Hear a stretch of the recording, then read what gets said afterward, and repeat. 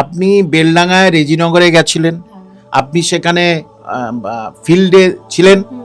Field ground থেকে যে report এসছে, সে গ্রাউন্ড রিপোর্ট কি বলে? গ্রাউন্ড রিপোর্ট কেউ একটা মমতা ব্যানার্জিকে চাচ্ছে না, এবং কত যে মিথ্যা প্রতিশ্রুতি দিয়েছে, বিশেষ করে সংখ্যালঘু প্রবণ এলাকায়। এবং স্যার আমি অবাক হয়ে যাচ্ছি, ডায়মন্ড হারবার, মুর্শিদাবাদের মতো গুরুত্বপূর্ণ অঞ্চলগুলিতে মানুষ দাবি করছে যে তারা 7 থেকে 8 বছর ভোট দিতে পারেনি, অথচ সেইখানে নাকি তৃণমূলের বিধায়ক রয়েছে, বছরের পর বছর সাংসদ রয়েছে। এখন ওদের তো জানে যে ভোট দেওয়ার অনেকের দরকার নেই, ওদের তো এমনি মাসেলম্যান আছে, তারা ভোটটা দিয়ে দেবে। এখন এবারে সেই মাসেলম্যানের ভোটটাও কাটা গেছে, আর যারা ওই যে অবৈধ ভোটার সেটাও কাটা গেছে। তার ফলে ওইদিকে একটা মাথায় হাত, যে তাহলে আমরা কি করব? কারণ বিজেপির সঙ্গে তৃণমূলের গত লোকসভায় যে ব্যালেন্স ছিল 50 থেকে 54 লক্ষ, সেটা কেটে গেল। এইবারে যে চেয়ারে বসে আছেন চেয়ারে, সেই চেয়ারের 3টে যে পা আছে, সেই 3টে পায়ের 3টে পা কিন্তু সংখ্যালঘুদের ভোটে বসে আছে। সংখ্যালঘুরা 3টে পা চলে যাবে, হট করে পড়ে যাবে, কি করবে? কোনো উপায় নেই, কারণ সংখ্যালঘুরা যাচ্ছে ভোটের আগে যত তাড়াতাড়ি বিদায় হবে তত সংখ্যালঘুদের মঙ্গল।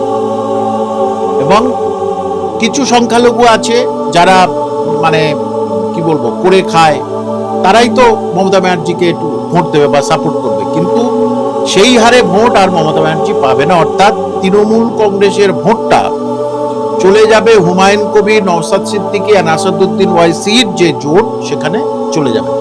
এর সঙ্গে সিপিএম এর সঙ্গে কথাবার্তা চলছে, সিপিএম আমাদের সঙ্গে আসতে পারে বলে আমরা মনে করছি। তাহলে সংখ্যালঘু ভোট সিপিএম কে ভালোবাসে, তাহলে সেই সিপিএম যদি আমাদের সঙ্গে জোটে আসে, তাহলে কোন অঙ্কে মমতা ব্যানার্জি জিতবে? অঙ্ক বলছে 3 নম্বর পজিশনে যাবে, অঙ্ক বলছে। তাহলে সেই জন্যই মমতা ব্যানার্জি এখন মন্দির তৈরি করছে, কারণ মুসলমান ভোট আমার আর হবে না। কারণ মুসলমানদের এমন একটা নীতি আছে, একবার যাকে বলবে চেঞ্জ করাবো তাকে চেঞ্জ করাবো। সিপিএম কে মুসলমানরাই চেঞ্জ করিয়েছে, বহুদিন ধরে মুসলমানদের সঙ্গে খেলেছে। হ্যাঁ, ওই আপনি রেজিনগর বেলডাঙ্গায় দেখবেন, ওখানে বলেছিল বাস হবে। হ্যাঁ, 2015-এ মুখ্যমন্ত্রী বলেছিলেন শিল্প তালুকে কারখানা হবে। আপনি নিচে গ্রাউন্ড রিপোর্ট করেছেন, গানটা কি করে হলো? প্রায় কেটে গেল 11 বছর। 11 বছর হয়ে গেল, তার কবে হবে?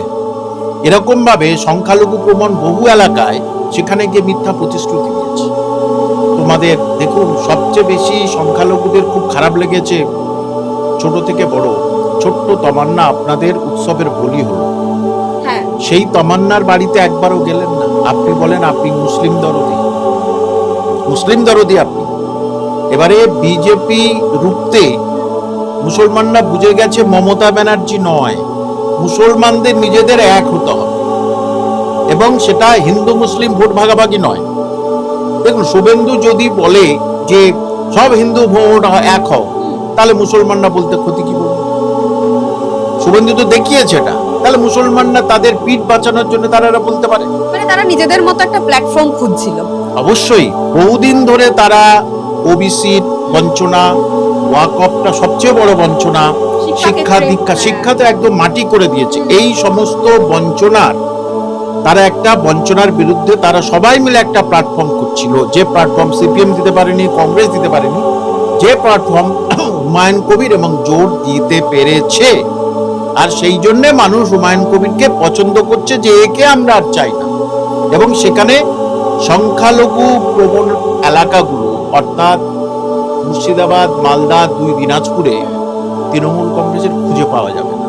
আবার ওদিকে মৌসুম মেনজুর এসে গেছে, চলে এসছে, তাহলে তার একটা ফ্যামিলি ব্যাকগ্রাউন্ড আছে। এবং সেখানে জনোচ্ছ্বাস আমরা দেখতে পেয়েছি, সেখানে মানে তৃণমূল কর্মীও এমন রয়েছে যারা মালদায় থাকে, তারাও মৌসুম মেনজুরের সঙ্গে দেখা করতে এসেছে। ফলত গনি খান চৌধুরী যে লেগেছে, সেইখানে একটা ইমোশন কাজ করছে। অবশ্যই ইমোশন কাজ। তিনি একজন সংখ্যালঘু মহিলা এমএলএ এমপি কে সেখান থেকে নিয়ে নিলেন, হ্যাঁ, গনি খান ঘরে ঘরানা, তাকে রাখতে পারলেন না।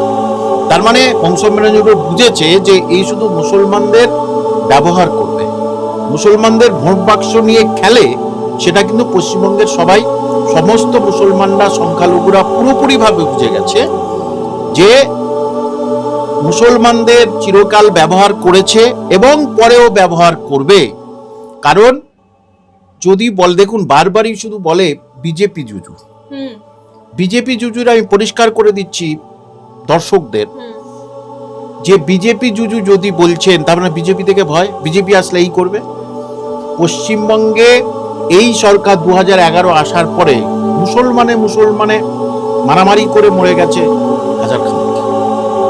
একটা পঞ্চায়েতে 17 জন মুসলমান মরে গেছিল ভোটে। ছোট তামান্নাকে মারলো, আনিস খানকে মারলো। কি বিজেপি মেরেছে? হিন্দুরা মেরেছে? পশ্চিমবঙ্গের সংস্কৃতি ওরকম নয়। সংস্কৃতি ওরকম হলে আপনারা আমার কাছে আসতে পারতেন না। পশ্চিমবঙ্গের সংস্কৃতি উন্নত সংস্কৃতি, এখানে হিন্দু মুসলিম বলে কিছু নেই, মানুষকে আমরা পুজো করি। সেইটা ভেঙে দিতে গেছিল, এই মিথটা ভেঙে দিতে গেছিল মমতা ব্যানার্জি। আর মিথটা ভেঙে দিতে গিয়েই নিজে কিন্তু একটা মিথ হয়ে যাবে, 2026-এ নিজে মিথ।